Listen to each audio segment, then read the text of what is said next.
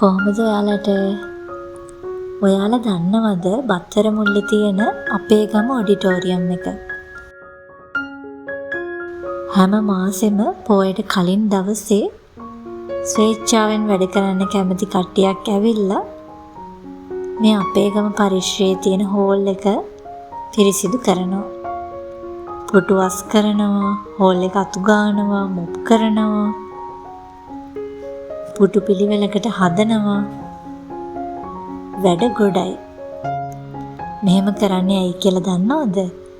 පොයට සිල් සමාදන් වෙන පිරිසට සුව පහසුව ඉන්න පරිසරය හදන එක තමයි මේ කරන්නේ.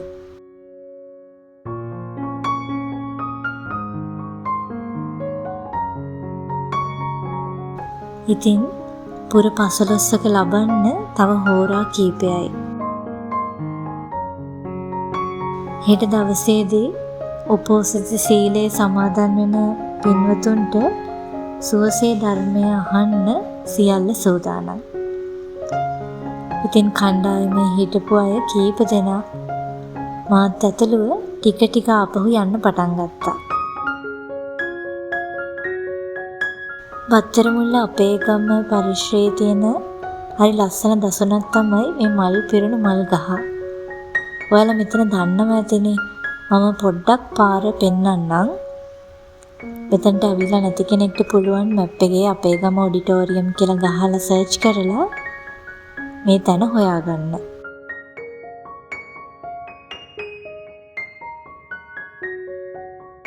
ඉතින් හැම පොය දවසකටම මෙතන සිල් වැඩසටහනක් පවත්වනවා. තාම නම් ලොකු සෙනගක් ඇවිල්ලා නැහැ. උදේ පාන්දරින්ම ආපු පිරිස බුදුරජාණන් වහන්සේට පූජා පිණිස හරිම ලස්සනට මල් ආසන සකස් කරනවා. ඒ වගේම ධර්මාසනය ළඟත් සුන්දර මල් සැරසිලි වලින් සරසනවා. මෙතන ඉන්නේ අද ඉතින් පොය දවසනේ, අද වෙන වැඩක් කරනවා, අද ට්‍රිප් එකක් යනවා, අද නිදා ගන්නවා කියලා හිතන්නේ නැතුව උවමනාවෙන්ම තමන්ගේ ජීවිතේ ලොකු පිනක් එකතු කරගන්න හරිම ආසාවෙන් ඉන්න පිරිසක්. බාල, තරුණ, වැඩිහිටි ભેදයකින් තොරව මේ භූමියේ සිල් සමාදන් වෙනවා. මහමෙවුනාව භාවනා අසපුවල වැඩ ඉන්න පින්වත් ස්වාමීන් වහන්සේලා තමයි මේ ධර්ම දේශනා මේ බිමේ පවත්වන්නේ.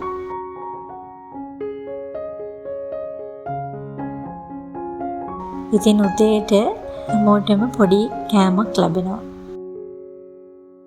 මම මේ වීඩියෝ එක කරපු දවස්වල සිල් වැඩසටහන පටන් ගත්තේ පොඩ්ඩක් පරක්කු වෙලා. නමුත් 2025 දෙසැම්බර් මාසේ ඉඳලා නැවතත් සිල් වැඩසටහන උදේ 6:30ට පටන් ගන්නවා. උදේ 7ට උදෑසන ආහාරය ලබා දෙනවා. ඉතින් පාවඩ එලලා පින්වත් ස්වාමීන් වහන්සේ වැඩම කරන්න හැමදේම සූදානම්.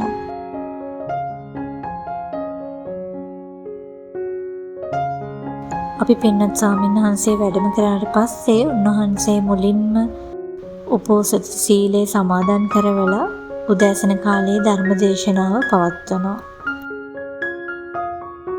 මම මේ බත්තර මුල්ල අපේ ගම පරිශ්‍රය කිව්වේ කොළඹවට ඉන්න කෙනෙක් නම් පොය දවසට නිකරුණේ වැඩකට නැති දේවල් වලට තමන්ගේ ජීවිතය යොදවන්නේ නැතුව මෙතනට ඇවිල්ලා සිල් සමාදන් වෙන්න ඔයාලටත් පුළුවන්. පන්සලකට අසපුවකට යන්න දුර බැහැර වැඩි අයට ළඟපාතක ඉන්නවා නම් මෙතනට ආවොත් පොය දවස අපත යන්නේ නැහැ කියලා මට 100,000ක් විශ්වාසයෙන් කියන්න පුළුවන්. ඉතින් ඊට පස්සේ 10යි කාලට වගේ ඇවිල්ලා ඉන්න හැමෝටම ගිලන්පස එකක් ලෑස්ති කරලා තියෙනවා.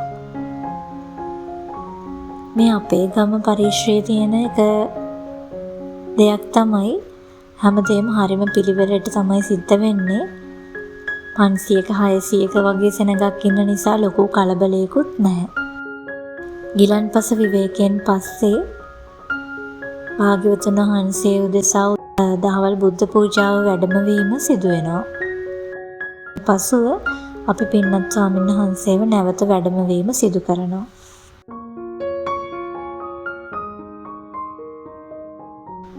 ඒ අතරතුර කාලයේදී අනෙක් පිරිස සිල්ලත්තන්ට දවල් දාණය දෙන්න හැමදේම ලෑස්ති කරනවා.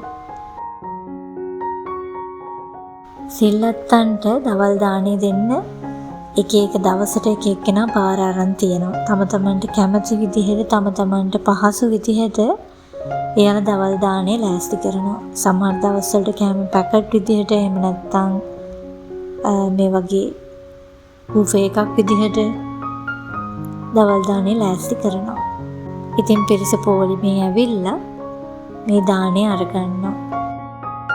පිඟානක් ගේන්නේ නැති අයට පිඟානක් උනත් මෙතනින් ගන්න පුළුවන්. පිඟන් කෝප්ප සියල්ලම ඒ දාණයට කැමති පින්වතුන් විසින් හරිම ලස්සනට ලෑස්ති කරලා තියෙනවා.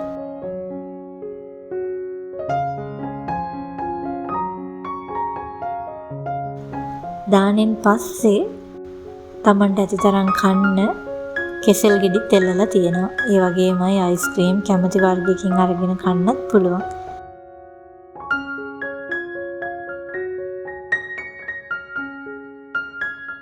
උපෝසත සීලේ සමාදන් වෙන දවසට සිල් ගන්න අය 12ට කලින් දානෙ ගන්නවා.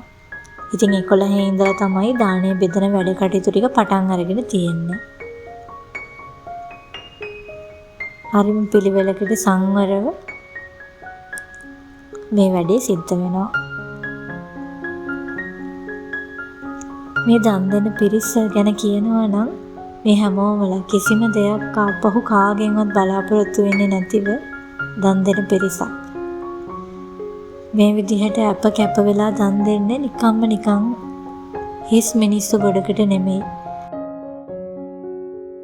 උතුම් පොය දවසේ උතුම් රහතන් වහන්සේලා අනුගමනය කරමින් උපෝසත අෂ්ටාංග සීලේ සමාදන් වුණු සිල්වත් පිරිසකට ඉතින් පින කොච්චරක්ද?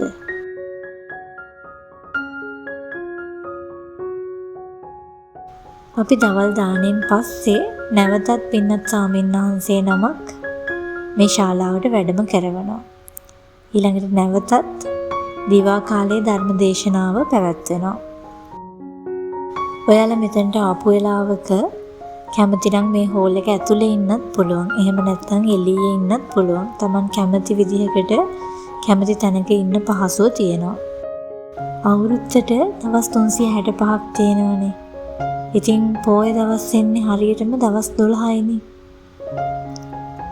ඉතින් මේ දවස් 12 කොහොම හරි අමාරුවෙන් හරි සිල් ගන්න පුරුදු වෙන්න. ජීවත් වෙන කාලයේ අපේ ජීවිත ගොඩාක් ලස්සන කරගන්න පුළුවන් දෙයක් තමයි සීලය කියලා කියන්නේ. තමන්ට තමන් ආදරේන සිල් රකින්න පුරුදු වෙන්න. මේ සිල් රැකීමේ ආනිසංස ගොඩාක් තියෙනවා. එවන් කීපයක් කියනවා නම් සිල් රකින්න කෙනෙක්ට ගොඩාක් ධන සම්පත් ලැබෙනවා වගේ මේ ධන සම්පත් ආරක්ෂා වෙනවා. ඒ වගේම හොඳ නමක් පැතිරිලා යනවා. සුවඳ මලක සුවඳ හැමතැනම පැතිරෙනවා වගේ සිල් සුවඳ පැතිරෙනවා. ඒ වගේම ඕනම පිරිසක් මැද්දට විශාරදව යන්න පුළුවන්. මරණාසන්න මොහොතේදී සිහි මුලා වෙන්නේ නැහැ. ඉතින් ඉපදුණු අපිට කවදා හරි අනිවාර්යෙන්ම මැරෙන්න වෙනවනේ. ඉතින් මේ මැරෙන මොහොතේ අපේ සිහිය හරියට පිහිටියොත් ඒක කොච්චරනම් අපිට ලාභයක්ද? අපි අඳුරන අය අපේ හිතවතුන් අපි වටේ කොච්චර හිටියත් අපි මරණයට මුහුණ දෙන්නේ තනියම. ඒ වගේම තමයි මරණින් මතු සුගති රැකවරණයක් තියෙන එක. අපි ඔක්කොම එකතු කරපු දේවල් ටික දාලා යන්නම යනවනේ. ඉතින් මරණින් මත්තේ අපේ ජීවිතේ සුගතියක උපද්දව ගන්න ඕන නම් සිල් රකින්නවා ඇර ඒකට වෙන ක්‍රමයක් නැහැ. ඊළඟ පොයටවත් අනිවාර්යයෙන්ම සිල් ගන්නවා කියලා අදිෂ්ඨානයක් ඇති කරගන්න. ඒක ඔයාලගේ ජීවිතවලට ලොකු පිළිසරණක් වෙයි. දවල් ධර්මදේශනාවෙන් පස්සේ නැවත වතාවක් හවසට ඊළන්පස් එකක් ලබලා දෙනවා. ඔයගොල්ලෝ සිල් ගත්තාම හවසට සිල් පවාරණය කරන්න පුරුදු වෙන්න එපා. ඊළඟ දවස වෙනකම්ම ඒ සීලය ආරක්ෂා කරගන්න. උත්සාහ කරොත් කරන්න බැරි වෙන්නේ නැහැ. සිල් ගන්නේ නැතුව කම්මැලිකමට හිටපු කාලයක් මගේ ජීවිතෙත් තිබ්බා.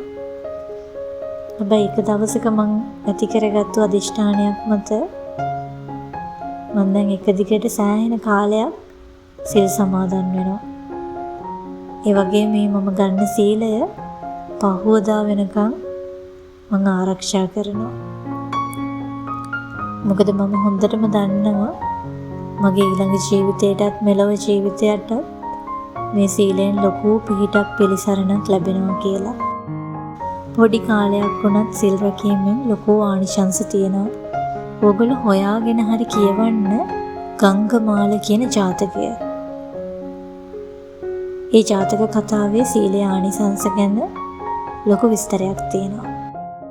සිල්පද 8ක් රැකගෙන පූර්ණ උපෝසතේම සමාදන් වෙලා පහුවදා වෙනකන් ආරක්ෂා කරන්න පුරුදු වෙන්න. අෂ්ටාංග උපෝසත සීලේ සමාදන් වීම කියන්නේ ජීවිතේට ගොඩාක් වටින දෙයක්. ඉතින් ගිලන්පස විවේකයෙන් පස්සේ අපේ පින්වත් ස්වාමීන් වහන්සේලා නැවතත් හවස ධර්ම සාකච්ඡාව පටන් ගන්නවා. හවස 4:04 වගේ වෙනකොට අපේ සිල් වැඩසටහන ඉවර වෙනවා. සිල් වැඩසටහන ඉවර කරාට පස්සේ පින්වත් ස්වාමීන් වහන්සේත් නැවත වැඩම කරවලා සිල් සමාදන් වෙච්ච පිරිස ටික ටික නිවෙස් වලට යනවා. හැබැයි ටික දෙනෙක් ඉතුරු වෙනවා. මොකද අපි මේ හෝල් එක තිබ්බ විදිහටම ආපහු හදන්න ඕනේ.